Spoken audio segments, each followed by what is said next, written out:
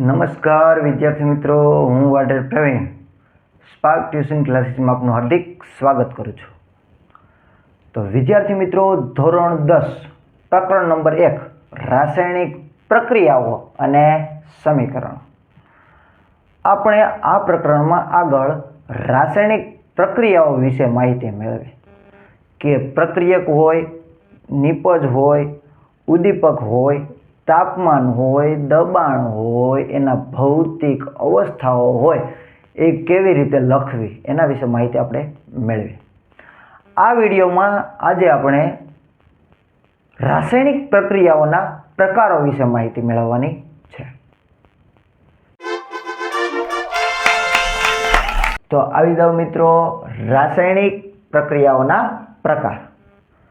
પરંતુ તેના પહેલા આપણે 3 મુદ્દા જોઈએ. મુદ્દો 1, રાસાયણિક પ્રક્રિયા દરમિયાન કોઈ એક તત્વના પરમાણુઓનું રૂપાંતર અન્ય તત્વના પરમાણુઓમાં થતું નથી. કે રાસાયણિક પ્રક્રિયા થાય છે ત્યારે કોઈ એક પરમાણુ છે તેનું રૂપાંતરણ બીજા પરમાણુઓમાં થતું નથી. બીજો મુદ્દો, પરમાણુઓ મિશ્રણમાંથી અદૃશ્ય તથા ગમે ત્યાંથી મિશ્રણમાં દાખલ થાય તેવું બનતું નથી. કે પરમાણુઓ છે એ મિશ્રણમાંથી અદૃશ્ય થઈ જાય અથવા પરમાણુઓ મિશ્રણમાં દાખલ થાય એવું બનતું નથી. ત્રીજો મુદ્દો, ખરેખર રાસાયણિક પ્રક્રિયાઓમાં પરમાણુઓ વચ્ચે બંધો તૂટીને તેમજ બંધો બનીને પદાર્થો ઉદ્ભવે છે, એટલે કે નવા પદાર્થો ઉદ્ભવે છે. કે રાસાયણિક પ્રક્રિયાઓ દરમિયાન પરમાણુઓની આપલે કેમ થતી નથી, પરમાણુઓ અદૃશ્ય થતા નથી અથવા નવા પરમાણુ આવી જતા નથી. પરંતુ રાસાયણિક પ્રક્રિયામાં ખરેખર તો શું થાય છે તો કે પરમાણુઓ વચ્ચે બંધો તૂટે છે અથવા નવા બંધો બને છે. બંધો તૂટીને અને નવા બંધો બનીને એક નવો જ પદાર્થ બને છે, જે આપણે આગળના પ્રકરણમાં સમજીશું. પ્રકાર નંબર 1, સંયોગીકરણ પ્રક્રિયા. તો સંયોગીકરણની પ્રક્રિયા પહેલા આપણે એના વિશે વ્યાખ્યા જોઈએ. વ્યાખ્યા: એવી રાસાયણિક પ્રક્રિયા કે જેમાં 2 કે તેથી વધુ પ્રક્રિયકોમાંથી એવી રાસાયણિક પ્રક્રિયા કે જેમાં પ્રક્રિયકો કેટલા હોય, 2 અથવા 2 કરતાં વધારે હોય. પ્રક્રિયકોમાંથી એક જ નિપજનું નિર્માણ થાય તેને સંયોગીકરણ પ્રક્રિયા કહે છે. 2 અથવા 2 કરતાં વધારે પ્રક્રિયક હોય તેમાંથી એક જ નિપજ બને. 2 અથવા વધારે પ્રક્રિયકોમાંથી એક જ નિપજ બને. આવી પ્રક્રિયાને સંયોગીકરણ પ્રક્રિયા કહે છે. તો વિદ્યાર્થી મિત્રો, આપણે સંયોગીકરણ પ્રક્રિયા એની વ્યાખ્યા જોઈ. હવે સંયોગીકરણની પ્રક્રિયામાં જ આગળ આપણે એક નાની એવી પ્રવૃત્તિ સમજીએ.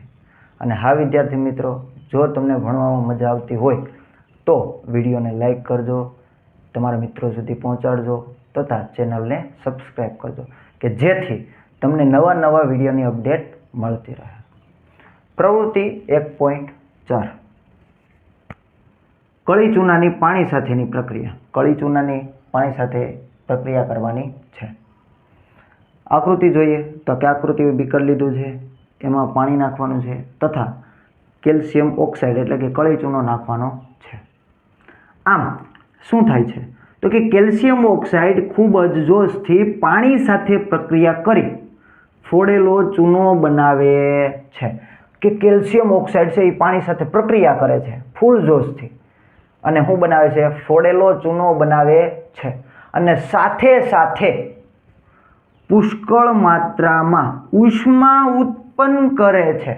સાથે સાથે શું કરે છે? પુષ્કળ માત્રામાં ઉષ્મા ઉત્પન્ન કરે છે. આગળની પ્રવૃત્તિમાં આપણે જોઈ ગયા શું તો કે જે રાસાયણિક પ્રક્રિયામાં અંતે ઉષ્મા પ્રાપ્ત થતી હોય એવી રાસાયણિક પ્રક્રિયાને શું કહેવામાં આવે છે? ઉષ્માક્ષેપક. ઉષ્માક્ષેપક પ્રક્રિયા કહેવામાં આવે છે. આમ કેલ્શિયમ ઓક્સાઇડ અને પાણી સંયોજાઈને માત્ર એક જ નિપજ કેલ્શિયમ હાઇડ્રોક્સાઇડ બનાવે છે. તો ફોડેલો ચૂનો એટલે શું? Calcium hydroxide. કેલ્શિયમ ઓક્સાઇડ અને પાણી સાથે પ્રક્રિયા થઈ અને શું બને છે? કેલ્શિયમ હાઇડ્રોક્સાઇડ બને છે. એટલે બે પ્રક્રિયકમાંથી એક નિપજ બને છે. આથી આ પ્રક્રિયાને શું કહેવાય? સંયોગીકરણની પ્રક્રિયા. તો હવે આપણે સમીકરણ જોઈએ.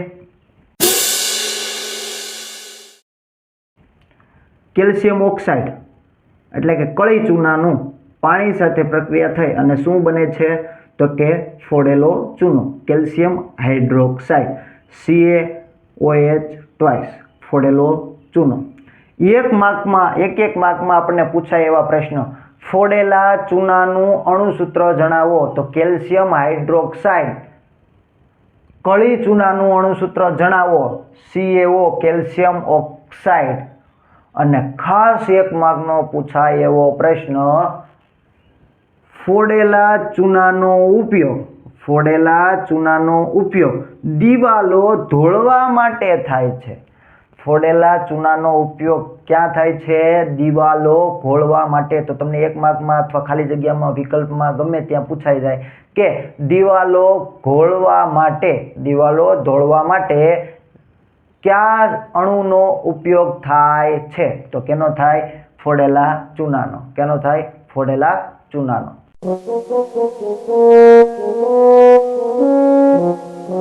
તો હવે વિદ્યાર્થી મિત્રો, જે કેલ્શિયમ હાઇડ્રોક્સાઇડ બન્યો તે વાતાવરણમાંના કાર્બન ડાયોક્સાઇડ સાથે પ્રક્રિયા કરે. કેલ્શિયમ હાઇડ્રોક્સાઇડ વાતાવરણના કાર્બન ડાયોક્સાઇડ સાથે પ્રક્રિયા કરે ત્યારે શું થાય એ જોવાનું છે. કેલ્શિયમ હાઇડ્રોક્સાઇડ હવામાંના કાર્બન ડાયોક્સાઇડ સાથે ધીમી પ્રક્રિયા દ્વારા દિવાલો પર કેલ્શિયમ કાર્બોનેટનું પાતળું સ્તર બનાવે છે. શું બનાવે છે? કેલ્શિયમ કાર્બોનેટનું પાતળું સ્તર બનાવે છે. કે જ્યારે કેલ્શિયમ હાઇડ્રોક્સાઇડ એ વાતાવરણમાં કાર્બન ડાયોક્સાઇડ સાથે પ્રક્રિયા કરે, ધીમી પ્રક્રિયા થાય છે. આ પ્રક્રિયા કેવી છે? ધીમી પ્રક્રિયા છે. અને શું બનાવે છે? તો કે કેલ્શિયમ કાર્બોનેટનું પડ બનાવે છે. આ પ્રક્રિયા કેટલા દિવસે થાય છે? 2 થી 3 દિવસ પછી કેલ્શિયમ કાર્બોનેટનું પ્રક્રિયા બને. કે આ પ્રક્રિયા બનતા કેટલા દિવસ લાગે? 2 થી 3 દિવસ. 2 થી 3 દિવસ ગયા પછી, દિવાલ ઘોળ્યા પછી આ કેલ્શિયમ કાર્બોનેટનું પડ આપણને જોવા મળે છે. એટલે કે નિર્માણ થાય છે. Calcium carbonate. તો કેલ્શિયમ કાર્બોનેટનું અણુસૂત્ર પૂછાઈ જાય કે કેલ્શિયમ કાર્બોનેટનું અણુસૂત્ર શું છે? CaCO3. શું છે? CaCO3. હવે એનું સમીકરણ જોઈએ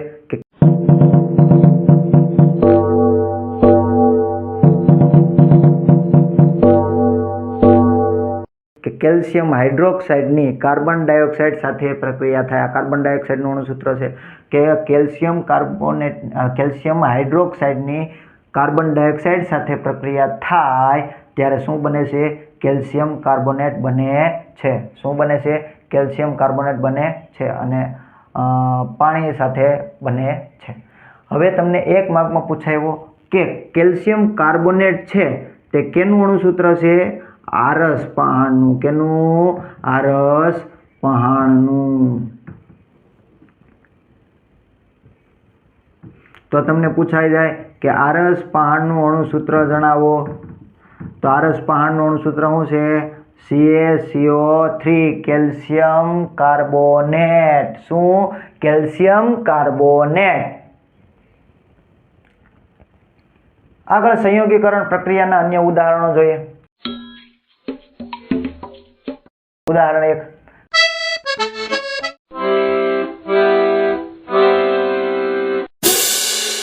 ઉદાહરણ 1 કોલસાનું સળગવું, કે જ્યારે કોલસો સળગે છે ત્યારે શું થાય છે? તો કે કોલસો જ્યારે સળગે છે ત્યારે વાતાવરણમાંના ઓક્સિજન સાથે પ્રક્રિયા કરી અને શું બનાવે છે? કાર્બન ડાયોક્સાઇડ બનાવે છે. કે કોલસો ઓક્સિજન સાથે પ્રક્રિયા કરી શું બનાવે? Carbon dioxide. તેવી જ રીતે બીજું ઉદાહરણ,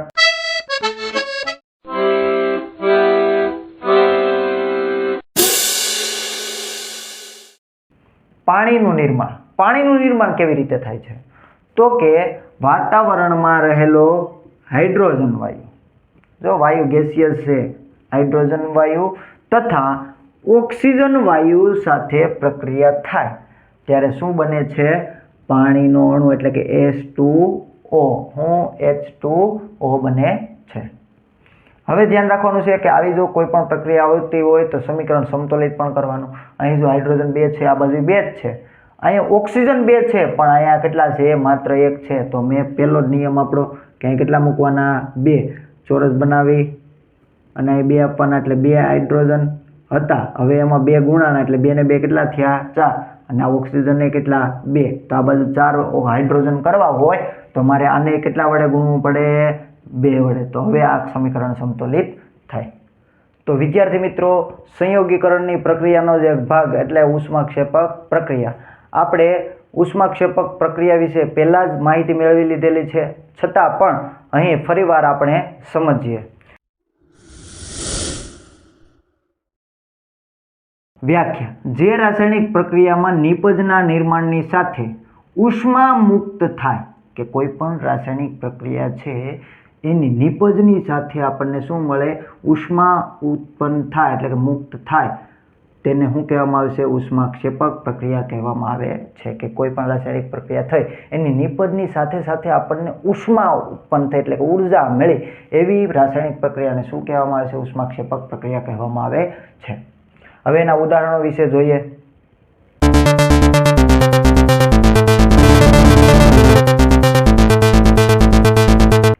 ઉદાહરણ 1, કુદરતી વાયુનું સળગવું. કુદરતી વાયુનું સળગવું એટલે કે દહનની પ્રક્રિયા. સમીકરણ જોઈએ. જ્યારે મિથેન વાતાવરણમાંના ઓક્સિજન સાથે પ્રક્રિયા કરે ત્યારે કાર્બન ડાયોક્સાઇડ તથા પાણી બનાવે છે. મિથેનનું અણુસૂત્ર પૂછાઈ જાય. મિથેનનું અણુસૂત્ર CH4 એટલે કે મિથેન. મિથેન ઓક્સિજન સાથે પ્રક્રિયા કરે ત્યારે શું બનાવે છે? કાર્બન ડાયોક્સાઇડ તથા પાણી બનાવે છે. આ કેની પ્રક્રિયા થઈ? તો કે વાતાવરણમાંના વાયુનું સળગવું એટલે કે કુદરતી વાયુનું સળગવું. બીજું છે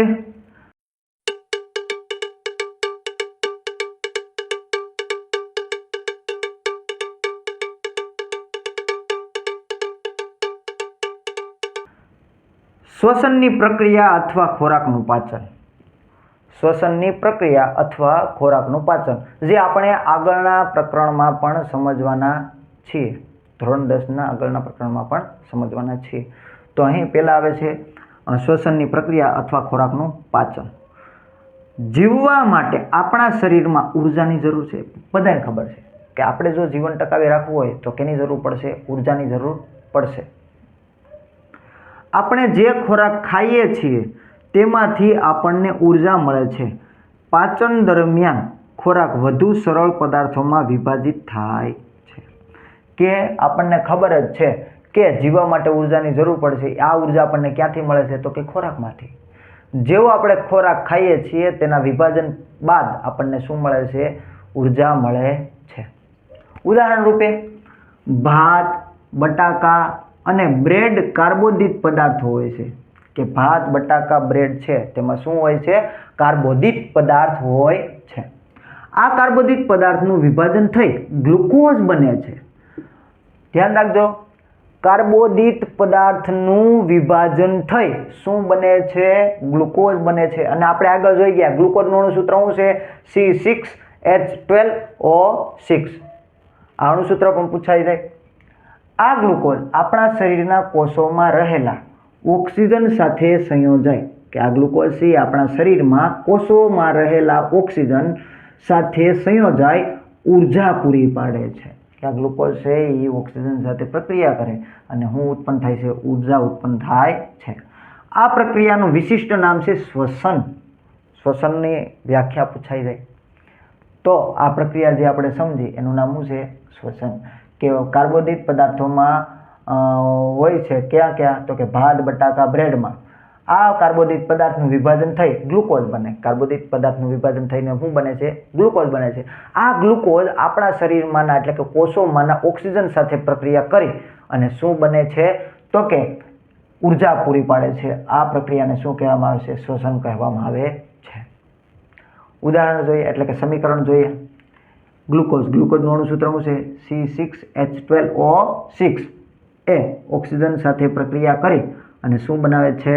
તો કે કાર્બન ડાયોક્સાઇડ, પાણી તથા ઉર્જા મુક્ત કરે છે. શું ઉત્પન્ન કરે? ઉર્જા ઉત્પન્ન કરે છે. ત્રીજું ઉદાહરણ, વનસ્પતિ દ્રવ્યોનું વિઘટન થઈ ખાતર બનવું. કે જ્યારે આપણે ધોરણ 6, 7, 8માં જોઈ ગયા કે કુદરતી ખાતર, કમ્પોસ્ટ ખાતર, વિકમ્પોસ્ટ ખાતર, એવું ખાતરો આપણે વિશે, લીલો પડવાશ એવા ખાતરો વિશે આપણે માહિતી મેળવી. તો એવા બધા ખાતરો છે એ બનાવતી વખતે આપણને શું ઉત્પન્ન થાય છે? એમાં સાથે સાથે ઉષ્મા પણ ઉત્પન્ન થતી હોય છે. એટલા માટે કહી શકાય કે વનસ્પતિ દ્રવ્યોનું વિઘટન થઈ અને શું બને છે? ખાતર બને છે. તો આવી રીતે હતું ઉષ્માક્ષેપક પ્રક્રિયા.